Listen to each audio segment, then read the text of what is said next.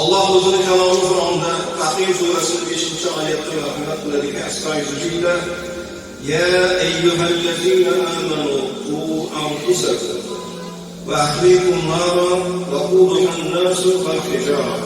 Ya'ni Allah o'zining kalomi Qur'onda marhamat qilyapti. Ey iymon keltirganlar, o'zlaringizni va oila a'zolaringizni yoqimsiz odamlar va toshlar bo'lgan do'zaxning azobidan asranglar. Sarvari koinot payg'ambar Muhammad Mustafa sallallohu alayhi va sallam xuddi shu oyatni tilovat qilganlarida sahobalar savol qilishdi. Allohning rasuli siz bu oyatni tilovat qildingiz. Vujudimizda biron bir narsani sezgandek qo'ydik. Qanaqa qilib do'zaxning otashidan saqlaymiz? Bola chaqamizni, oilamizni do'zaxning azobidan qanaqa qilib ularni to'samiz? Do'zaxdan qanaqa qilib ularni najot topamiz?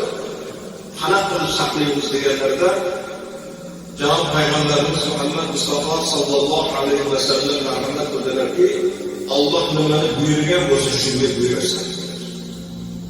Alloh nimani qaytargan bo'lsa shundan qaytarasan.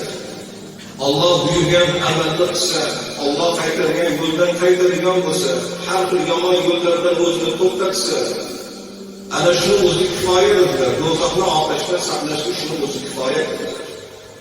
Allohning kalomi Qur'onda har bir narsa ifodasini topgan. Biron bir narsa sotib oladigan bo'lsak, oddiy bir mashinani, biron bir narsa xarid qiladigan bo'lsak, uni yo'lnomasi bor, oldin o'qiysizlar.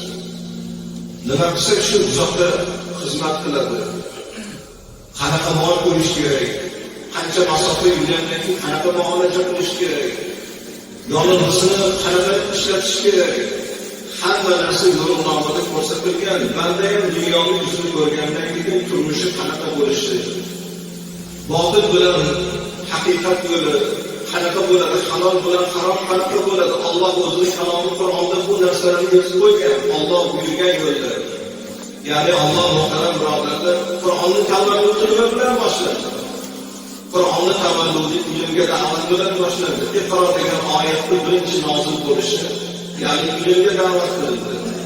Ilm deganda faqat Allohning ilmi yoki Qur'onni emas, birinchi o'rinda ilmning ibtidosi Allohni tanish, halol bilan haromni farqiga borish, Qur'onni bilishlik, hadislarimizni bilish, ana undan keyin dunyoviy ilmlarni ham o'rganishlik. Ya'ni muhtaram birodarlar, dunyoda oxiratni, oxirat bu dunyoni tashlab qo'ymanglar degan ekanlar.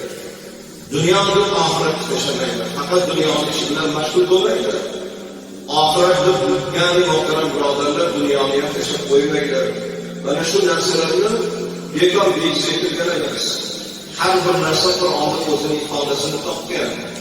Ya'ni payg'ambarimiz shuni ta'kid qildilarki, Alloh nimani buyurgan bo'lsa, Qur'onda nimani taqiq qilgan bo'lsa, shu narsani buyursa, qaytargandan qaytarsin.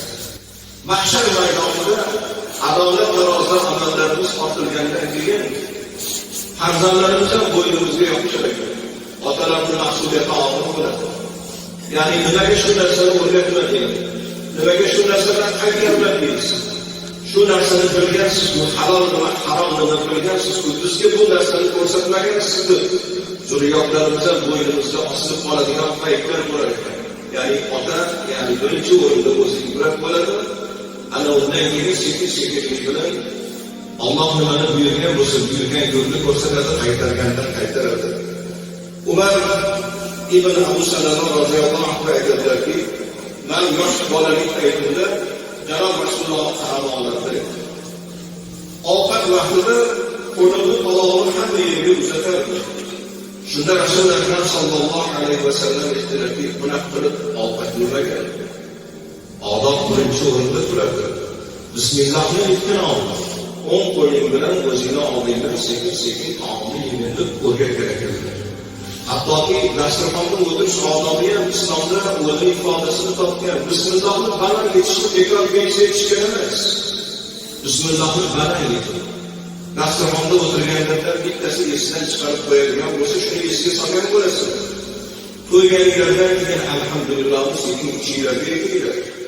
Boshqa odamlarga ham malol kelmasin, endi biz ham qo'limizni artishimiz kerak ekan deb boshqalar ovqatdan to'xtatasiz.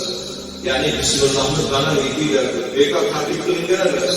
Hattoki payg'ambarimiz shu yosh bolalarga ovqat ishda qanaqa qilib madaniyatga amal qilish, islomiy madaniyat, chiroyli bir tartib intizomni o'rgatmaydi.